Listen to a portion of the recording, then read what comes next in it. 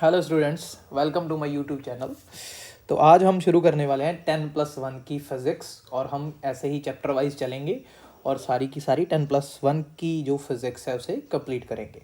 ठीक है, तो एक तरह ये समझ लीजिए कि हम अब एग्ज़ाम आने वाले हैं 10+1 के। ठीक है, तो रिवाइज़ करेंगे पूरी फिज़िक्स को। ठीक है, ऑनलाइन रिवाइज़ करेंगे। ठीक है, तो हमारे यहाँ चैनल पे हम शुरू करते हैं। तो पहले जो हमारा फर्स्ट चैप्टर है उसका नाम है यूनिट्स एंड मेज़रमेंट। इसमें हम पहले जो हमारा फर्स्ट टॉपिक है उसे हम वो पढ़ते हैं मेज़रमेंट। तो पहले हम मेज़रमेंट पढ़ेंगे। ठीक है, फिर उस मेज़र करने के लिए हमारे पास होने चाहिए यूनिट्स, फिर हम उस यूनिट्स को पढ़ेंगे। इसमें जो इम्पॉर्टेंट टॉपिक है वो है डायमेंशन एनालिसिस। ठीक है, तो उसे स्टडी करेंगे। तो शुरू करते हैं। तो हमारे चैप्टर का नाम है यूनिट्स एंड मेजरमेंट्स। तो इसमें जो मेन टर्म है वो है मेजरमेंट। तो मेजरमेंट का मीनिंग अब हम क्या करेंगे, पहले समझेंगे मेजरमेंट। आप क्या करें, दो चीज़ें कंपैरिजन कर रहे हैं किसी दो चीज़ों का। ठीक है, जैसे एग्जांपल के लिए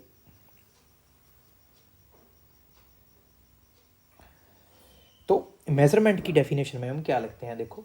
तो यहाँ पे जो लिखा है, measurement of any physical quantity involves comparison with a certain basic arbitrarily chosen internationally accepted reference standard called unit. यहाँ से डेफिनेशन थोड़ा समझ नहीं आ रहा। ठीक है, ऐसे लगता है कि पता नहीं कौन सी standard terms, basic arbitrarily chosen internationally accepted reference, है ना। यूनिट वर्ड की भी हमारे जो डेफिनेशन है वो क्लियर नहीं है। ठीक है, लेकिन अगर हम वैसे समझे, मेजरमेंट का मीनिंग होता है कंपैरिजन। क्या मतलब होता है मेजरमेंट का? कंपैरिजन। तो यहाँ पे अगर हम देखें, ठीक है, तो ये हमारी मेजरमेंट। तो मेजरमेंट का मीनिंग है कंपैरिजन। तो किस चीज़ का कंपैरिजन, किसके साथ कंपैरिजन? जब भी हम किसी कंपैरिजन की बात करते हैं तो हमारे पास क्या होता है, हम दो चीज़ों में कंपैरिजन करेंगे या तीन चीज़ों में कंपैरिजन करेंगे। मतलब हमारे पास मिनिमम दो चीज़ों तो चाहिए ना कंपैरिजन करने के लिए। तो यहाँ पे हम कंपैरिजन किस चीज़ का कर रहे हैं? एग्जाम्पल के लिए मेरे पास ये कोई रॉड है।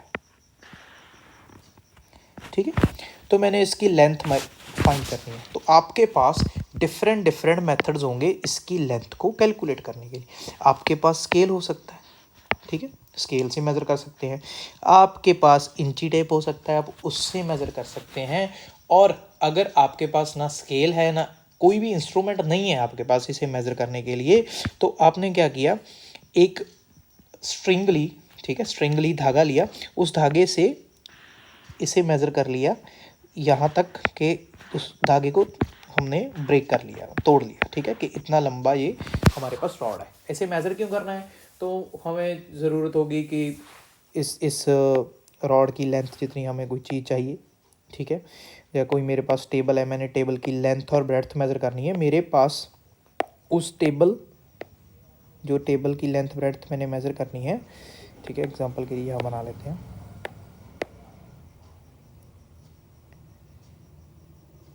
मान लीजिए ये टेबल है कोई। ठीक है, मुझे इस टेबल की लेंथ ब्रेड्थ, यहाँ पे ये ब्रेड्थ, ये वाली लेंथ और ये चारों मेज़र करनी है। ठीक है, ठीक है, तो मेरे पास कोई इंची टेप नहीं है और मैंने ऐसा एक टेबल और बनवाना है। तो मुझे चाहिए कि मुझे ये इसकी लेंथ भी पता हो, ब्रेड्थ भी पता हो, मतलब चारों साइड पता हो मेरे पास। लेकिन ऐसा कोई इंस्ट्रूमेंट नहीं है कि मैं इसे इसकी लेंथ एक्चुअल मीटर्स में, सेंटीमीटर्स में या इंचेस में या फीट में मेज़र कर सकूं। तो मैं क्या करूं, मैंने एक धागा लिया, उस धागे को यहाँ तक लगाया। ठीक है, उसे काट लिया। फिर लिया एक और धागा, उसको यहाँ से यहाँ तक काट लिया। एक और धागा, उसको यहाँ से यहाँ तक काट लिया। और एक और धागा, इसको यहाँ से यहाँ। तो मेरे पास 4 धागे हो गए। मैं किसी फर्नीचर वाले के पास गया, ठीक है, या कारपेंटर के पास गया, तो मैंने उसे कहा भी ये टेबल मुझे बनाना है जिसकी जो लेंथ है वो एक इस धागे जितनी होगी, एक इस धागे जितनी होगी, एक इस धागे जितनी और एक इस स्ट्रिंग जितनी। ठीक है, तो मैंने चारों स्ट्रिंग्स दे दी उसे। तो उसने उन चारों स्ट्रिंग्स के हिसाब से उसकी लेंथ ब्रेड्थ के हिसाब से टेबल मेरा बना दिया। यहाँ पे मुझे नहीं पता था वो कितने इंच का है या वो कितने सेंटीमीटर लंबा टेबल है कितने सेंटीमीटर चौड़ा टेबल है, टेबल की लेंथ ब्रेड्थ सेंटीमीटर मीटर्स में मुझे नहीं पता थी, लेकिन मैं उस धागे की हेल्प से इस टेबल को बनवा लिया मैंने। तो मैंने यहाँ किया क्या कि मैंने इस टेबल की लेंथ को कंपेयर किया धागे के साथ कि इस टेबल की लेंथ उस धागे कितना धागा इस टेबल की लेंथ को मेज़र करने के लिए चाहिए। तो मेज़रमेंट में हमेशा क्या होगा, कंपैरिजन होगा। क्या होगा, कंपैरिजन। तो जो कंपैरिजन होगा वो हमेशा होगा ऐसी क्वांटिटीज़ के बीच में जिसमें से एक हमें पता होगी। जैसे ये टेबल की लेंथ तो हमें पता है, मतलब पता नहीं कह सकते, लेकिन ये हमें गिवन है ना टेबल कि इतनी लेंथ होनी चाहिए, इतनी ब्रेड्थ होनी चाहिए, इतनी ये वाली लेंथ होनी चाहिए, इतनी ये वाली ब्रेड्थ होनी चाहिए। ठीक है, तो मैंने धागा उस हिसाब से काट लिया और मैंने नया टेबल बनवा लिया। ठीक है, तो ये क्या है, एक तरह कंपैरिजन है धागे की लेंथ का टेबल की लेंथ। ठीक है, तो ऐसे ही हमारे पास हर बार ऐसे धागे से हम नहीं मेज़र करेंगे।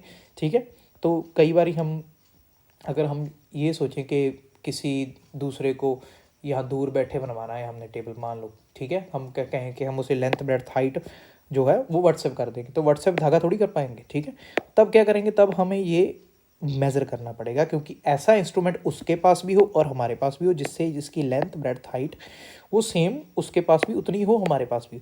तो उसके लिए हमें एक स्टैंडर्ड क्वांटिटी चूज़ करनी पड़ती है। क्या चूज़ करनी पड़ती है, स्टैंडर्ड क्वांटिटी, जिससे हम 1 यूनिट का नाम दे देते हैं। क्या नाम दे देते हैं, 1 यूनिट का। अब कैसे, मान लीजिए मेरे पास कोई मीटर स्केल है। ठीक है, उस मीटर स्केल से मैंने इसे मेज़र किया। एग्जांपल के लिए ये मीटर स्केल है जो वहाँ पे आ गया 1.5 मीटर। ठीक है, अब इसे मेज़र किया तो ये आ गया 0.7 मीटर, इसे मेज़र किया तो ये आ गया 1.7 मीटर। ठीक है, इसे मेज़र किया तो ये आ गया 0.8 मीटर। तो मेरे पास यहाँ पे एक यूनिट यूज़ कर रहा हूँ मैं, मीटर। ठीक है, किससे, अब क्या कर रहा हूँ मैं, अपने जो इंची टेप का या अपने मीटर स्केल का कंपैरिजन कर रहा हूँ इस टेबल के साथ। यहाँ पे भी क्या हो रहा है, कंपैरिजन। अब हम वापस आते हैं उसी डेफिनेशन में। डेफिनेशन में क्या लिखा है, measurement of any physical quantity. Physical quantity हम कौन सी ले रहे हैं, लेंथ ले रहे हैं। ठीक है, किसी भी फिजिकल क्वांटिटी की मेजरमेंट क्या इन्वॉल्व्स कंपैरिजन। क्या होता है, comparison with certain basic arbitrarily chosen. ठीक है, एक इमेजिनरी, ठीक है, चूज़ की हुई कोई बेसिक चीज़ है जो इंटरनेशनली एक्सेप्ट की हो। मतलब यहाँ पे मीटर यूनिट्स यहाँ पे भी एक्सेप्टेड है। ठीक है, तो अब अमेरिका जाओगे तो वहाँ पे भी मीटर एक्सेप्टेड है। ठीक है, अब कनाडा में जाओगे तो वहाँ पे भी मीटर एक्सेप्टेड है। तो ऐसे यूनिट जो इंटरनेशनली एक्सेप्टेड हों, ठीक है, उनको रेफरेंस के तौर पर स्टैंडर्ड मान लेते हैं, उस यूनिट से उसका क्या करते हैं, कंपैरिजन। तब हमारे पास कंप्लीट क्या हो जाती है, मेजरमेंट हो जाती है। तो सिंपली अगर हम समझना चाहें तो ये सिंपल सीधी बात में सीधी सीधा ये बोलेंगे कि मेजरमेंट कंपैरिजन है 2 क्वांटिटीज़ का, जिसमें से एक क्वांटिटी तो हमें पता होगी और दूसरी क्वांटिटी हमें पता करनी होगी। तो it is a comparison between 2 quantities out of which one is known and another is unknown. ठीक है, तो ये आ गई हमारी मेजरमेंट। उसके बाद हमारे पास जो बार बार हम वर्ड यूज़ कर रहे हैं क्वांटिटी, तो क्वांटिटी हमारे पास जो होती है वो होती है फिजिकल क्वांटिटी। अब ये फिजिकल क्वांटिटी क्या होती है, the quantity which can be measure. जो जिस क्वांटिटी को हम मेज़र किया जा सकता है, मापा जा सकता है, उस क्वांटिटी को हम बोलते हैं फिजिकल क्वांटिटी। ऑलवेज किसी भी फिजिकल क्वांटिटी को हम लिखते हैं ऐसे, न्यूमेरिकल वैल्यू और साथ में यूनिट, एन यू का मतलब numerical value and unit. Example के लिए हम लिखें किसी फिजिकल क्वांटिटी, किसी चीज़ की लेंथ लिख रहे हैं, तो लेंथ कैसे लिखेंगे हम, 3 मीटर। ये होगी न्यूमेरिकल वैल्यू, ये होगी इसके यूनिट। ठीक है, बार बार हम एक ही वर्ड यूज़ कर रहे हैं, यूनिट यूनिट यूनिट। तो ये यूनिट क्या है, यूनिट एक स्टैंडर्ड क्वांटिटी है। क्या है, एक स्टैंडर्ड क्वांटिटी जिसकी वैल्यू हो तो कुछ भी सकती है, लेकिन हम उसकी वैल्यू को 1 मानते हैं। कितना मानते हैं, 1। ठीक है, यूनिट मानते हैं जो अगर हम किसी भी चीज़ की लेंथ, तो अगर मैं कहूँ 3 मीटर, किसी रॉड की लेंथ 3 मीटर है, तो इसका मतलब है कि वो यूनिट 3 टाइम्स रिपीट हुआ है यहाँ पे। 1 unit, second unit, third unit. तो 3 टाइम्स उस यूनिट को रिपीट करने के बाद हमारे पास इसकी लेंथ आएगी। ठीक है, क्लियर हो गया। तो यहाँ पे यूनिट का मतलब है एक स्टैंडर्ड क्वांटिटी होगी। ठीक है, और हम देखेंगे किसी भी चीज़ की क्वांटिटी से जब हम उसका कंपैरिजन करेंगे तो वो कितने टाइम्स उस चीज़ का है। ठीक है, तो लेंथ है वो मीटर का कितने टाइम है, 3 टाइम्स है तो 3 मीटर, 4 टाइम्स है तो 4 मीटर। ठीक है, तो ऐसे हम कंपैरिजन करें।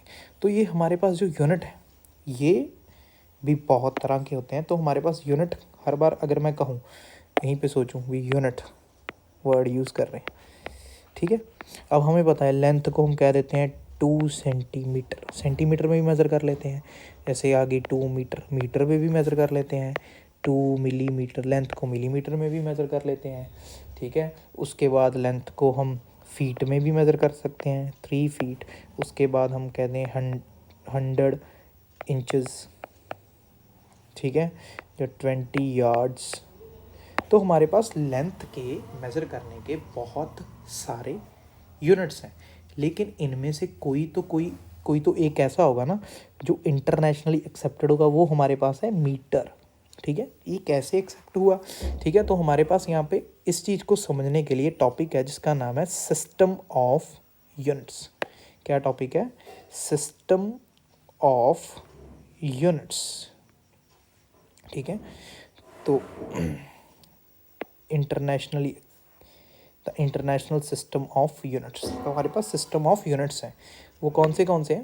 तो ये हम शुरू करते हैं। तो हमारे पास जो फर्स्ट है वो है CGS सिस्टम। कौन सा है? CGS system. CGS सिस्टम मतलब हमारे पास यहाँ पे एक वर्ड था, पहले मैं बताना भूल गया। जो क्वांटिटी है ना वो 2 तरह की होती हैं। एक होती हैं फंडामेंटल क्वांटिटीज़ भी यूनिट्स, एक होती हैं derived. Fundamental means basic, basic means जिनको फर्दर तोड़ा नहीं जा सकता और ना उन्हें किसी और क्वांटिटी से बनाया जा सकता है। तो फंडामेंटल क्वांटिटीज़ के फंडामेंटल यूनिट्स होंगे। जैसे मैं कहूँ मीटर, अब ये जो मीटर है मैं कहूँ इनको किसी 2 यूनिट से बनाया गया, नहीं, किसी से नहीं बनाया गया। मीटर फंडामेंटल यूनिट है, बेसिक है, ना इन्हें किसी से बनाया जा सकता है, ना मैं मीटर को तोड़कर कोई और यूनिट बना सकता हूँ। ठीक है, तो उसके बाद आ गया जैसे हमारे पास किलोग्राम। किलोग्राम क्या है? मास की यूनिट है। अब मैं कह दूं कि किलोग्राम को हम सेकंड और मीटर को जोड़ के या किसी भी 2 यूनिट्स को जोड़ के बना सकते हैं, नहीं बना सकते। या किलोग्राम को तोड़ के कोई 2 यूनिट बना सकते हैं, नहीं बना सकते। ठीक है, तो ये जो किलोग्राम है ये फंडामेंटल यूनिट है। जैसे ही सेकंड हमारे पास फंडामेंटल यूनिट है। फिर ड्राइव्ड कौन से होते हैं? ड्राइव्ड वो होते हैं जो फंडामेंटल यूनिट्स को मल्टीप्लाई करके या डिवाइड करके बनते हैं। एग्जाम्पल के लिए जैसे मैं कहूँ स्पीड है हमारे पास क्वांटिटी, स्पीड का फॉर्मूला होता है डिस्टेंस अपॉन टाइम। तो डिस्टेंस के यूनिट मीटर, टाइम के यूनिट सेकंड। तो यहाँ पे मीटर और सेकंड को डिवाइड करना पड़ा, तब हमारे पास यूनिट बने मीटर पर सेकंड। ठीक है, तो ये क्या हुआ, 2 फंडामेंटल क्वांटिटीज़ को मैंने डिवाइड किया, तब मेरे पास जो यूनिट बने उन्हें बोलते हैं ड्राइव्ड, और जो बेसिक होते हैं उन्हें बोलते हैं फंडामेंटल। तो हमारे पास सिस्टम CGS सिस्टम में हम फंडामेंटल यूनिट्स को ही लिखते हैं, बाकी तो हम ड्राइव कर लेते हैं। ठीक है, तो CGS का फुल फॉर्म है यहाँ पे C for centimetre, G for gram, S for second. यहाँ पे इसका मतलब हुआ लेंथ के यूनिट सेंटीमीटर होंगे, मास के यूनिट ग्राम होंगे, और टाइम के यूनिट सेकेंड होंगे। इसके बाद हमारे पास सिस्टम आता है FPS system. FPS, F for feet, length को हम फीट में मेज़र करेंगे। P फॉर पाउंड, मास को हम पाउंड में मेज़र करेंगे। S फॉर सेकेंड, टाइम को सेकेंड में मेज़र करेंगे। उसके बाद आता है हमारे पास MKS, M for metre, so length को हम मीटर में मेज़र करेंगे। K फॉर किलोग्राम, मास को किलोग्राम में। S फॉर सेकेंड, टाइम को सेकेंड। ये हमारे पास 3 सिस्टम है। ठीक है, लेकिन इन तीनों में से हमारे पास जो सबसे ज़्यादा अब यूज़ हो रहा है, ठीक है, उसको बोलते हैं हम SI सिस्टम। इसकी फुल फॉर्म है SI system of unit, international system of unit. ठीक है, तो ये इंटरनेशनली एक्सेप्टेड है। ठीक है, तो इसमें क्या है, इसमें SI सिस्टम में ऐसे हमें 3 फंडामेंटल क्वांटिटीज़ नहीं दी, ये तो 3 ही है ना। तो एसआई सिस्टम ने हमें 3 फंडामेंटल क्वांटिटीज़ नहीं दी, हमें 7 फंडामेंटल क्वांटिटीज़ दी, ठीक है। जिसमें सबसे पहले थी, जो देखते हैं यहाँ पे बुक में होंगी, एसआई ने ये रही हमें 7 फंडामेंटल क्वांटिटीज़ दी, ठीक है। जो जिसमें फर्स्ट थी लेंथ। लेंथ हमारी क्वांटिटी है, यूनिट्स उसके होंगे मीटर, क्या होंगे, सिंबल होगा एम। उसके बाद सेकंड क्वांटिटी है मास, मास के यूनिट होंगे किलोग्राम, ठीक है। उसके बाद है टाइम, टाइम के यूनिट होंगे सेकंड। उसके बाद आगे इलेक्ट्रिक करंट है, यहाँ पे लिखा नहीं, इलेक्ट्रिक करंट। इलेक्ट्रिक करंट को 10th में पढ़ाया ना, एम्पियर में मेज़र करते हैं। किस में मेज़र करते हैं, एम्पियर में। उसके बाद आता है हमारे को थर्मोडायनामिक टेम्परेचर। टेम्परेचर वैसे हम डिग्री सेल्सियस या फ़ारेनहाइट में मेज़र करते हैं, लेकिन यहाँ पे टेम्परेचर को एसआई यूनिट क्या है, टेम्परेचर के केल्विन। उसके बाद आता है हमारे पास अमाउंट ऑफ सब्सटेंस, जो कोई मैटर है, ठीक है। केमिस्ट्री में आप लोगों ने पढ़ा होगा कि मोल कंसेप्ट, ठीक है। तो मोल क्या होता है भी, कोई भी जो हमारे पास मैटर की क्वांटिटी है उसको मेज़र करने के लिए हम क्या यूज़ करते हैं, मोल।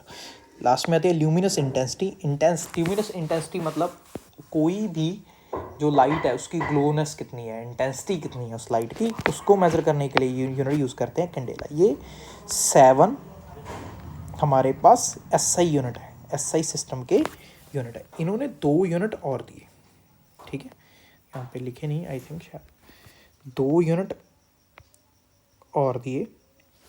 जो 2 यूनिट और थे उन्हें हम बोलते थे सप्लीमेंट्री यूनिट्स। कौन से थे, सप्लीमेंट्री यूनिट्स। वो दो सप्लीमेंट्री यूनिट्स में हमारे पास एक आता है एंगल, यहाँ पे लिखे हैं ना, बिसाइड द 7 बेस, यहाँ पे लिखा देखो, beside the 7 base units there are 2 more units that are defined for a plane angle. जैसे एक लाइन है, दूसरी लाइन है, यहाँ पे जो एंगल बन रहा है उसे प्लेन एंगल बोलते हैं, ठीक है। Plane angle D theta as the ratio of length of the arc D S, जो फार्मूला आता है आपने फिजिक्स में, सॉरी मैथ में पढ़ा होगा। तो डी थीटा, ये इसके यूनिट होते हैं रेडियन, ठीक है। क्वांटिटी है प्लेन एंगल, यूनिट्स हैं रेडियन, ठीक है। तो सेकंड हमारे पास, और हमारे पास सेकंड क्या है, दूसरा आता है सॉलिड एंगल। उसके बाद क्या आता है हमारे पास, solid angle. Solid angle T omega से डिनोट करते हैं।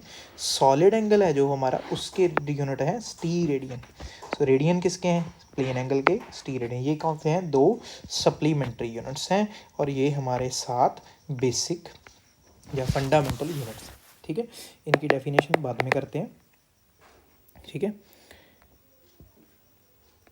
तो यहाँ पे कुछ रीडिंग्स हैं, जो वैल्यूज़ हैं, जिनको हम एसआई में कन्वर्ट किया हुआ है। अब हमें पता है 1 मिनट 60 सेकंड्स के इक्वल होता है, 1 hour 60 minute equal to 3600 seconds. तो 1 डे को कन्वर्ट कर दिया, 1 ईयर को, 1 डिग्री, 1 डिग्री यहाँ पे रेडियन में कन्वर्ट किया। अब हम जब भी हम एंगल मेज़र करते हैं, आप अपनी छोटी क्लासेस से मेज़र करते हैं, तो हम लिखते हैं 30 डिग्री का एंगल, 60 डिग्री का एंगल। तो हम जब भी एंगल मेज़र करते हैं तो डिग्री में मेज़र करते हैं, लेकिन यहाँ पे हमारे पास डिग्री नहीं, यहाँ पे हमें मेज़र, डिग्री को कन्वर्ट करेंगे एसआई यूनिट में तो रेडियन में। तो 1 डिग्री होता है पाई बाय 180 रेडियन। तो 1 litre is equal to 1 decimetre cube is equal to 10⁻³ metre cube. तो 1 litre volume, units of volume. तो ऐसे हमारे पास ये यूनिट है, इसका स्क्रीनशॉट ले लो, आपके पास एनसीईआरटी होगी उसमें से देख लेना। अगर कोई प्रॉब्लम आई तो कमेंट्स में आप पूछ सकते हैं, ठीक है। तो इसके बाद हमारा ये टॉपिक है सिग्निफिकेंट फिगर, इसको भी हम बाद में करेंगे। तो हम यूनिट्स से, जो हमारा यूनिट्स हैं, यूनिट्स हमने कर लिए फंडामेंटल ड्राइव्ड यूनिट्स। तो इसके बाद जो मेन टॉपिक है यूनिट्स से हमने आगे जो बढ़ना है वो है डायमेंशन फॉर्मूले और डायमेंशन इक्वेशंस, ठीक है। ये इंपॉर्टेंट है टॉपिक, ठीक है। पहले तो हम इसकी डेफिनेशन देखते हैं, dimensional formula and dimensional equation की डेफिनेशन क्या है। तो यहाँ पे the expression which shows how which of the base quantities represent the dimensions of a physical quantity is called dimensional formula of a given physical quantity। ये definition क्या लिख रही है, ये डेफिनेशन सिंपल ये लिख रही है कि हमारे पास कोई भी क्वांटिटी है, ठीक है, उस क्वांटिटी के अंदर जो बेस क्वांटिटीज़ हैं, मतलब एग्जांपल के लिए हमारे पास है स्पीड। स्पीड में बेस क्वांटिटीज़ कौन सी हैं, डिस्टेंस अपॉन टाइम। ये डिस्टेंस भी बेसिक फंडामेंटल क्वांटिटी है, टाइम भी किया है फंडामेंटल, ठीक है। ये हमारे पास जो डिस्टेंस है, ये हमारे पास जो डिस्टेंस है, डिस्टेंस क्या है, लेंथ, ठीक है। टाइम तो टाइम है। तो हमारे पास स्पीड के अंदर दो बेस क्वांटिटीज़ हैं, डिस्टेंस अपॉन टाइम। तो डिस्टेंस या लेंथ की कितनी पावर है और टाइम की क्या पावर है, उस पावर को रिप्रेजेंट करेगा कौन, डायमेंशनल फार्मूला। तो यहाँ पे expression which shows how which of the base quantities represent the dimensions of physical quantity is called dimensional formula of the given physical quantity। तो हम चलते हैं दूसरी साइड, यहाँ पे जो हमारा टॉपिक है उसे लिखते हैं डायमेंशनल एनालिसिस, ठीक। तो डायमेंशन एनालिसिस में क्या होगा, देखो हमारे पास क्या है, कोई क्वांटिटी ले लेते हैं, जैसे मैं लिखूं फर्स्ट वॉल्यूम, ठीक है, वॉल्यूम है। तो डायमेंशन एनालिसिस क्या है, डायमेंशनल फार्मूला क्या है। तो डायमेंशनल फार्मूला एक एक्सप्रेशन होगा जिसमें हम बताएंगे कि किसी भी फिजिकल क्वांटिटी में basic quantities how many times represent कर रही हैं उस बेसिक क्वांटिटी के लिए, मतलब सॉरी, क्वांटिटी को कितनी टाइम्स कोई बेसिक क्वांटिटी रिप्रेजेंट कर रही है। एग्जांपल के लिए हमारे पास वॉल्यूम है, तो वॉल्यूम का फार्मूला होता है हमारे पास, और वॉल्यूम का फार्मूला होता है length into breadth into height, example के लिए, ठीक है। तो लेंथ के यूनिट हमें पता होता है मीटर, ब्रेड्थ के यूनिट भी क्या होते हैं मीटर, हाइट के यूनिट भी क्या होते हैं मीटर। तो टोटल यूनिट हो गए मीटर क्यूब। अगर मैं अब कहूँ तो डायमेंशनल फार्मूला इसका क्या होगा, इसके लिए क्या करना है, हमने पहले तीनों क्वांटिटीज़ को लिख लेना है, एम एल टी। इसमें जो 7 की 7 बेसिक जो फंडामेंटल क्वांटिटीज़ हैं, M L T, A ampere के लिए, के केल्विन के लिए, मोल के लिए एम ओ एल, तो वो लिख सकते हैं हम, ठीक है। तो हमारे पास जो मेन 3 है, पहले इनसे शुरू करते हैं, आसान होगा। तो हमारे पास यहाँ पे है एम एल टी, तीनों लिख ली। तो मैं यहाँ पे पहले ये यूनिट को देखूंगा, यूनिट जो हमारा है इसमें मीटर की पावर 3 है। क्या इसमें क्या क्या करना है, जब हम पहले इसका फॉर्मूला लिखेंगे वॉल्यूम का, उसके बाद उसके यूनिट लिखेंगे। यूनिट में चेक करना है कि किलोग्राम की पावर कितनी है, ठीक है। किलोग्राम मीन्स यहाँ पे एम की पावर। फिर देखेंगे मीटर की पावर कितनी है, मीटर की पावर मीन्स लेंथ की पावर। फिर देखेंगे सेकंड की पावर कितनी है, सेकंड की पावर मीन्स टाइम की पावर। तो यहाँ पे अगर हम देखें, किलोग्राम तो यहाँ पे नहीं है, तो मास की पावर 0, लेंथ की पावर मीटर की पावर 3 है, तो लेंथ की पावर 3, सेकंड यहाँ पे नहीं है, तो टाइम की पावर 0। तो ये आ गया हमारा dimensional formula of volume. Similarly एक एग्जांपल और ले लेते हैं। अगर मैं यहाँ पे सेकंड एग्जांपल लिखूँ, सेकंड लिख लेता हूँ मैं, जैसे स्पीड, ठीक है। स्पीड का भी हम पता है फार्मूला, स्पीड क्या होती है, डिस्टेंस अपॉन टाइम। अब डिस्टेंस के यूनिट होते हैं मीटर, टाइम के यूनिट होते हैं सेकंड। तो यहाँ पे हमारे पास फार्मूला बन गया मीटर पर सेकंड। अगर हम मैं सेकंड को ऊपर ले जाऊँ तो पावर हो गई -1, ठीक है। तो ये हमारा हो गया मीटर सेकंड इनवर्स। अगर यहाँ पे मैं डायमेंशनल फार्मूला लिखूँ, पहले हम लिखेंगे ml2, यहाँ पे ब्रैकेट डाल देंगे। तो किलोग्राम यहाँ पे आया नहीं, तो मास की पावर 0। लेंथ कितने टाइम का है, 1 टाइम्स, तो लेंथ की पावर 0।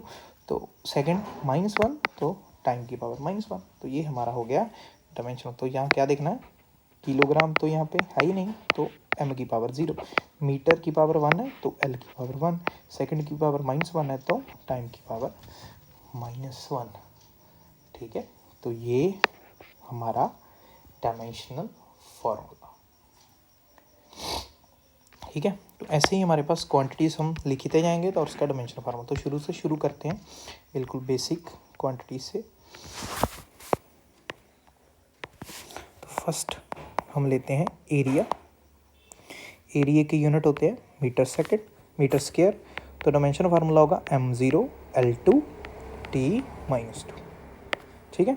एरिया के बाद हम सेकंड यूनिट ले लेते हैं वॉल्यूम। वॉल्यूम का भी लिख के हटे हैं हम, मीटर क्यूब, सॉरी यहाँ पे गलती होगी मुझसे, एल तो 0 ही है ना, सॉरी एल तो 2 है, टाइम क्या है 0, ठीक है। तो यहाँ पे भी m किलोग्राम नहीं है, लेंथ 3 टाइम्स है, टाइम नहीं।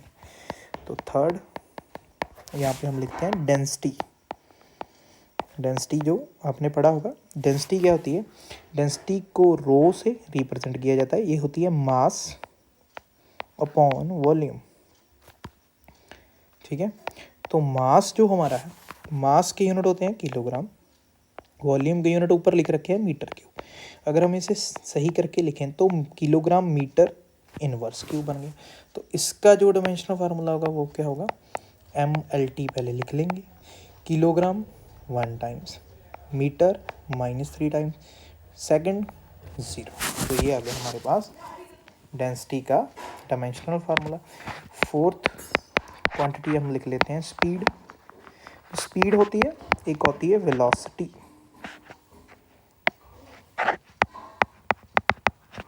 स्पीड और वेलोसिटी वैसे तो डिफरेंट थिंग्स होती हैं, क्योंकि स्पीड स्केलर होती है, 9th में पढ़ा होगा आपने, वेलोसिटी वेक्टर होती है। वैसे इनका जो फार्मूला है, क्वांटिटी है तो यूनिट्स तो सेम आएंगे ना, ठीक है, क्योंकि फार्मूला होता है, इसका होता है डिस्टेंस अपॉन टाइम, इसका होता है डिस्प्लेसमेंट ओवर टाइम, तो यूनिट दोनों को सेम आते हैं। तो यहाँ पे लिखते हैं डिस्टेंस अपॉन टाइम, डिस्टेंस के यूनिट होते हैं मीटर, टाइम के यूनिट होते हैं सेकंड, तो यहाँ पे बन गए मीटर पर सेकंड, सेकंड को ऊपर ले गए मीटर सेकंड इनवर्स। अगर यहाँ पे मैं डायमेंशनल फार्मूला लिखूँ MLT, यहाँ पे मास नहीं है तो 0, मीटर 1 टाइम्स, टाइम -1। ठीक, उसके बाद हमारे पास आता है फिफ्थ, लिख लेते हैं हम एक्सेलरेशन। एक्सेलरेशन भी आपने पढ़ा होगा, ठीक है। एक्सेलरेशन को ऐसे रिप्रेजेंट करते हैं, ये होता है वेलोसिटी अपॉन टाइम। अब हम वेलोसिटी के यूनिट तो ऊपर लिख चुके हैं मीटर पर सेकंड, ठीक है, यहाँ पे लिख चुके हैं, यहाँ लिख दिए। टाइम के यूनिट क्या होते हैं, सेकंड, ये सेकंड ऊपर जाके और माइनस का हो गया तो मीटर सेकंड इनवर्स किया। तो यहाँ पे डायमेंशनल फार्मूला लिखेंगे MLT, किलोग्राम तो नहीं है, ठीक है, मीटर 1 टाइम, सेकंड -2। ये हो गया एक्सेलरेशन। के बाद हमारे पास आता है सिक्स्थ क्वांटिटी, हम लिख देते हैं मोमेंटम। यहाँ पे मोमेंटम हो, इम्पल्स हो, ठीक है, दोनों का डायमेंशनल फार्मूला सेम होता है। तो मोमेंटम का फार्मूला क्या होगा, मास इनटू वेलोसिटी, ठीक है, 9th में पढ़ा है। मास के यूनिट होते हैं किलोग्राम, इम्पल्स क्या है ये आप 4th यूनिट में हम पढ़ेंगे, ठीक है। वेलोसिटी के अभी लिख चुके हैं मीटर पर सेकंड। अब ये हमारे पास बेसिक में फार्मूला बन गया, तो यहाँ पे डायमेंशनल फार्मूला लिखेंगे MLT, किलोग्राम 1, मीटर 1 टाइम -1। तो ये हो गया हमारा dimensional formula of moment. Momentum के बाद हमारे पास आ गया फोर्स। यहाँ पे फोर्स हो, थ्रस्ट हो, आप थ्रस्ट क्या कहते हैं इसको, ठीक है, टेंशन हो, इन सब का डायमेंशनल फार्मूला सेम। फोर्स कोई भी हो, फोर्स आपके पास चाहे ग्रेविटेशनल फोर्स हो, चाहे आपके पास न्यूक्लियर फोर्स हो, चाहे आपके पास इलेक्ट्रोस्टैटिक फोर्स हो, फोर्स कोई भी हो, फोर्स का डायमेंशनल फार्मूला सेम ही रहेगा, क्योंकि यूनिट तो फोर्स में होंगे। तो यहाँ पे अगर हम बनाएं डायमेंशनल फार्मूला, तो फोर्स का फार्मूला क्या होता है, F = मास इंटू एक्सेलरेशन। सो मास के यूनिट तो किलोग्राम है, एक्सेलरेशन के भाई हम ऊपर बना चुके हैं मीटर पर सेकंड स्क्वायर, तो यहाँ पे बन गए मीटर पर सेकंड स्क्वायर। तो ये याद रखना, फोर्स के 1 किलोग्राम मीटर पर सेकंड को 1 न्यूटन भी बोलते हैं, ठीक है। अगर आपसे कोई पूछे 1 न्यूटन का डायमेंशनल फार्मूला या फोर्स का, तो बात सेम ही है। तो 1 किलोग्राम पर मीटर सेकंड 1 न्यूटन भी बोलते हैं, ये भी क्या है, SI यूनिट है, किसके, फोर्स के, ठीक है। हर टाइप की फोर्स के यूनिट SI यूनिट न्यूटन होंगे। तो यहाँ पे हम लिखेंगे MLT, kilogram 1 times, length 1 times, मतलब मीटर 1 टाइम्स, टाइम -2 टाइम्स। तो ये आ गया हमारे पास फोर्स, थ्रस्ट या कह दें टेंशन का डायमेंशन। इसके बाद फोर्स के बाद हमारे पास आता है वर्क। वर्क का हो चाहे एनर्जी का हो, सेम होगा डायमेंशन फार्मूला, ठीक, वर्क का चाहे एनर्जी का हो। तो वर्क का फार्मूला होता है, 9th में पढ़ा है, फोर्स इंटू डिस्प्लेसमेंट। अब ये भाई फोर्स के तो अभी तो लिखे हैं ना यूनिट, किलोग्राम मीटर पर सेकंड इनवर्स स्क्वायर। ये डिस्प्लेसमेंट है, डिस्प्लेसमेंट को हम मीटर में मेजर करते हैं। तो हमारे पास आ गया kilogram metre metre metre square second inverse square. तो डायमेंशन फार्मूला वही MLT लिखेंगे, ब्रैकेट डालेंगे, तो kilogram 1 times, metre 2 times second minus 2 times, आ गया हमारे पास वर्क क्या, एनर्जी। और याद रखना ये किलोग्राम मीटर पर सेकंड को 1 जाउल भी बोलते हैं। जाउल भी क्या है, वर्क के यूनिट। अगर जाउल का डायमेंशन फार्मूला आ जाए तो ये भी यही होगा। उसके बाद 9th हम लिख लेते हैं पावर। ठीक है, पावर क्या होती है, वर्क अपॉन टाइम। वर्क तक तो अभी लिख के हटे हैं ना, kilogram metre square second inverse square. Power का सेकंड, ये सेकंड ऊपर जाके फिर इनवर्स हो गया, सो kilogram metre square second inverse cube. ठीक है, तो अगर हम इसका डायमेंशन फार्मूला लिखेंगे तो MLT, kilogram 1 times length 2 times time -3। ठीक है, इसके बाद हमारे पास आता है पावर के बाद हम लिखते हैं प्रेशर। यहाँ पे प्रेशर आ जाए, स्ट्रेस आ जाए, और मॉडुलस होते हैं जो मॉडुलस ऑफ इलास्टिसिटी, ये हम 7th यूनिट में पढ़ेंगे।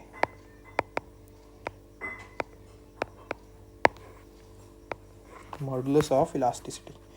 ठीक है, प्रेशर आ जाए, स्ट्रेस आ जाए, मॉडुलस ऑफ इलास्टिसिटी जैसे यंग्स मॉडुलस, बल्क मॉडुलस, इन सब का डायमेंशन फार्मूला सेम होता है। तो प्रेशर होता है फोर्स अपॉन एरिया। फोर्स का तो हम जानते हैं यूनिट क्या है, kilogram metre second inverse square. Area के होते हैं मीटर स्क्वायर, तो मीटर से मीटर कैंसिल, यहाँ पे 1 पावर चलेगी, वो ऊपर जाके क्या हो गई माइनस की, तो kilogram metre inverse second inverse square. तो ये जो हो गया, तो इससे हम डायमेंशन फार्मूला कैसे लिखते हैं, वैसे ही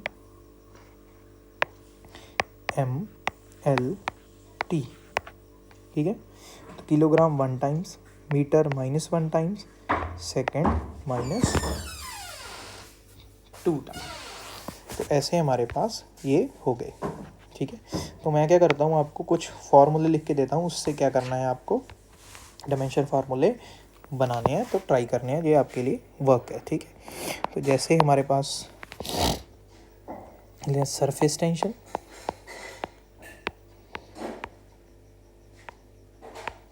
सरफेस टेंशन होती है फोर्स अपॉन लेंथ, इसका डायमेंशन फार्मूला आप ट्राई करना। ठीक है, जैसे हमारे पास एंगुलर मोमेंटम, एंगुलर मोमेंटम होता है MVR, M मास, V velocity, R radius, radius के लेंथ वाला ही जो लगेगा। थर्ड हम लिख लेते हैं प्लैंक्स कांस्टेंट। अगर प्लैंक्स कांस्टेंट को अगर आप देखें तो हमारे पास एक फॉर्मूला होता है E = h न्यू। यहाँ पे h प्लैंक्स कांस्टेंट था, तो h आ जाएगा हमारे पास E/न्यू। न्यू क्या है, न्यू है फ्रीक्वेंसी, तो फ्रीक्वेंसी का रेसिप्रोकल ऑफ फ्रीक्वेंसी बन जाता है टाइम।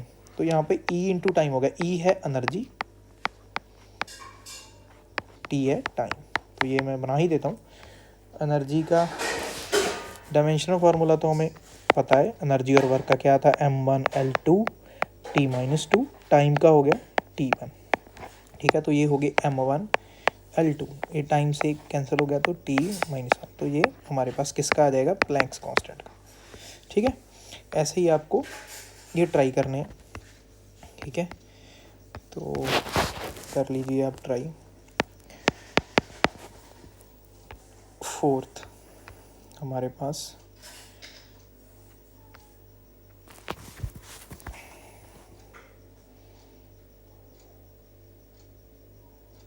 ग्रेविटेशनल कांस्टेंट G, इसका होता है फॉर्मूला हमारे पास G(F(r)² M1 M2। फोर्स के यूनिट डालेंगे यहाँ पे रेडियस के, डिस्टेंस के, यहाँ पे मास, यहाँ पे मास, यहाँ पे G का डायमेंशन फार्मूला आपने ट्राई करना है।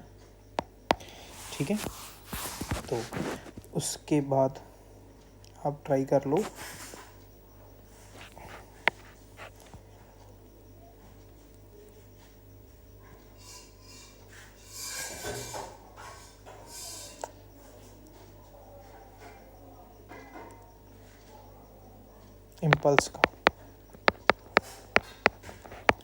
इम्पल्स का फॉर्मूला होता है फोर्स × टाइम।